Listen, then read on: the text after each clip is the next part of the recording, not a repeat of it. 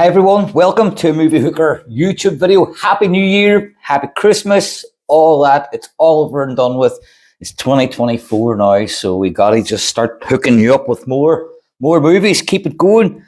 I want to take you through a new article that I wrote a few days ago, I think, and it's basically taking you through what is the best South Korean films to stream on Netflix. When I say Netflix, I mean Netflix UK and Ireland. But like I always say, these videos or these movies are Netflix. Some of them, most of them, are Netflix originals. So they will be available no matter where you are. So let me see. I have to just get into the article. Best Korean movies on Netflix. Here we go. Right, number one, obviously, it's going to be one of the best movies out there, and from the last 10 years, it is Bong Joon-ho's multi-Oscar-winning movie, starring, and I have to learn how to stop cursing, and this is really sad writing about this, because as I'm sure you know that the star of Parasite, Lee Sun-kyun, was tragically found dead in a car park from it was suicide. And the guy was very, very talented. As you know, he also starred in Dr. Brain, the Apple TV series, and also A Hard Day from 2014, which is one of my favorite Korean action movies. If you haven't seen it, go check out A Hard Day. Make sure it's the 2014 one, starring Lee Sun-kyun, and not the Japanese one, or it's been remade a few times. The French, I think, have remade it, and it's also been remade in the Philippines. And the Japanese have definitely remade it, and it was just released at the end of last year on Netflix as well. So yes, Parasite is a story about a family who live in a really run-down, cramped basement apartment, and the young girl dreams big, and she has no qualifications, but she manages to get her way into this rich family to be the tutor for their kid. And slowly but surely, she starts to bring her whole family into this wealthy family's life, and with tragic consequences. It deserved absolutely every Oscar. Anything that Bong Joon-ho touches is absolute gold. I'm a huge fan, and he's got a new movie coming out as well this year called Mickey 17, and I'll probably do a separate little video about Mickey 17. But I know it's a sci-fi, and I know it stars Robert Pattinson. Sold. Don't need to know anything else. Okay, that's Parasite. Next up is The Wailing. This is a horror movie from South Korea, and it's from the writer and the director of The Chaser, which was one of my early introductions into South Korean cinema, really, the sort of dark and really gritty stuff. I'd done a lot of work on Chaser, a lot of writing about it back in the day, and I can tell you that the English language rights were sold to Appian Way, and Appian Way is owned by Leonardo DiCaprio, and Leonardo DiCaprio was going to be starring in the lead role. I'm not sure if he was going to play. I'm pretty sure he was going to play the detective turned pimp rather than the serial killer. But either way, it doesn't matter because I haven't heard anything in about 10 years anyway. So it's probably long dead in the water. But I would like to see a remake with Leonardo DiCaprio. I love him, and so yeah, that would be good. So The Wailing couldn't be any different from The Chaser. This is like a very sort of traditional style Korean horror movie, which I love about Korean horror movies, because not only are you getting a great horror and a great story, but you're also getting to learn a lot about your culture and your traditions, which I really, really like. So this is about a cop whose daughter goes sick, who becomes sick in this rural village. and he has to find out why she is sick and why other villagers have been getting sick and dying from this mysterious illness that all seems to point to this Japanese man that lives in like a mountain region near the little village where they live. This is really good, as I said, full of like shamans and Korean culture and traditions, and the costume design is unbelievable as well. So that's The Wailing. Next up is Night in Paradise. Like I'm writing about all these movies, and I'm slowly but surely going back and rewatching them all because I haven't seen a lot of them in years. And Night in Paradise was one of those movies, but I think I lasted 10 minutes the other night.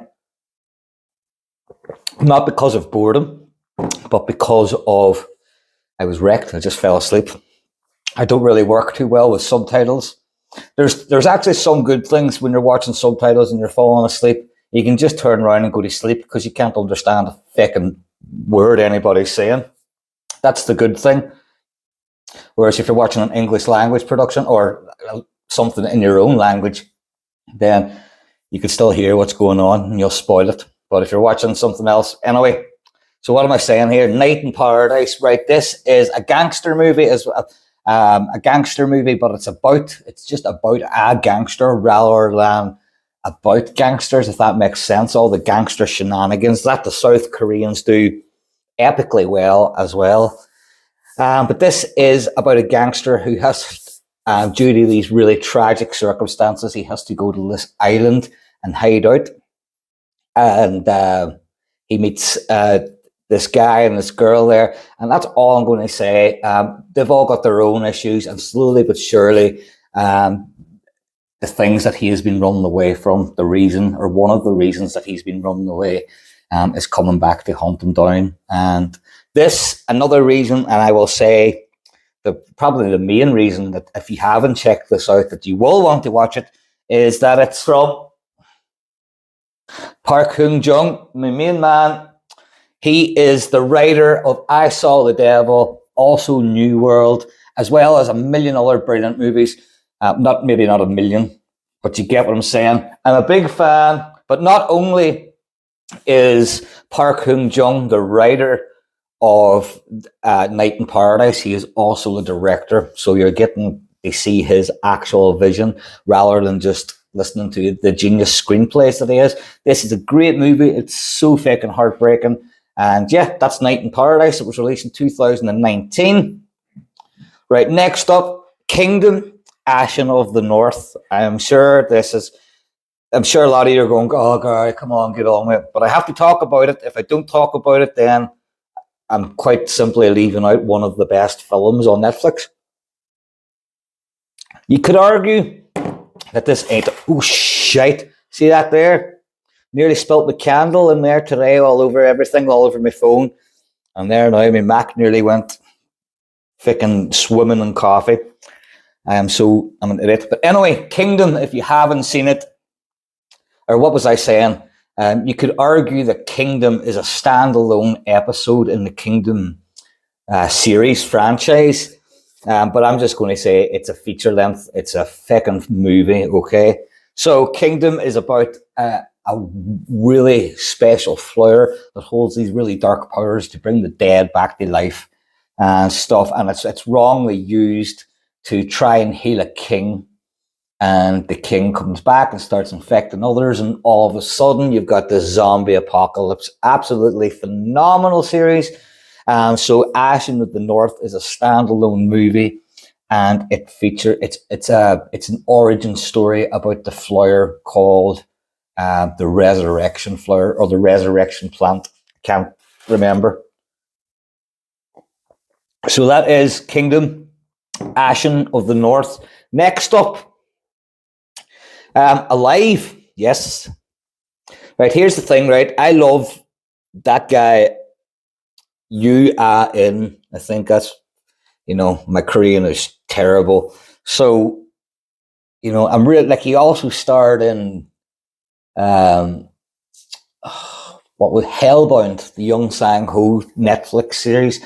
And then Hellbound was renewed for a season 2, but he was removed from the cast due to drug problems or drug addiction, drug allegations, and we've only just fucking buried one of the South Korean great actors because of the exact same thing, drug allegations.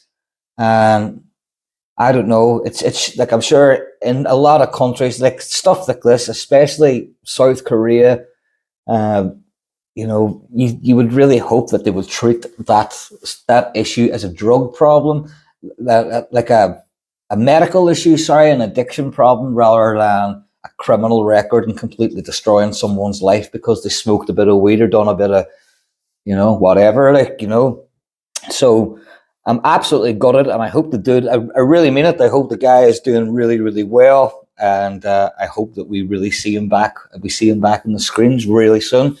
Can't he's got another movie, Consequence of something. Just go check him out on IMDb. But Alive is one of the best South Korean zombie productions. I've always said that South Korea does zombies like no other. You really feel the zombie, really feel for the zombie, I guess, in a lot of ways, because it seems very fucking painful for them to move. They they arch their back. You can hear all their bones cracking, and it's just, that is it's sort of just a fresh touch on the undead and the zombie subgenre, and I really like that. So Alive is about a gamer played by Yoo In, and he basically is lost in his gaming world. When he comes out of his gaming world, the whole of his city is completely run over by zombies. He is locked in his apartment in this high-rise building, and he just has to live there with whatever supplies he has. Try not to let anybody in, and when supplies run out, he has to figure out how to get out and get back in. Alive was just such a fun movie. There was also an English language remake of Alive made called Alone. And I haven't seen Alone, but apparently it's not as good as Alive, and I'm not surprised. So, moving on. Next up is Believer. Believer is a really good action-packed drug movie about a cop just hell-bent on trying to take down a really high-profile drug dealer. Believer is a remake of it's Chinese. It is Chinese. It is Johnny 2's Drug War from 2012. Now, here's a good thing. If that's what you're looking for, some action-packed, fucking gruesome, brilliantly choreographed, just unpredictable, hard-hitting crime, police violence with drugs and drug cartels and crime syndicates, check out Believer. Then straight away, you can check out Believer 2, because that was just released only a couple of months ago, as far as I know. So there you go. That's Believer. Next up is The Call. The Call was released a couple of years ago. This is a horror movie. About this woman who finds a phone in her house, and this phone starts to ring, and the person who answers the phone is also claiming to be in her house, but from like 20 years apart, and she is claiming that her mother is keeping her locked away because she thinks that she's going to kill people.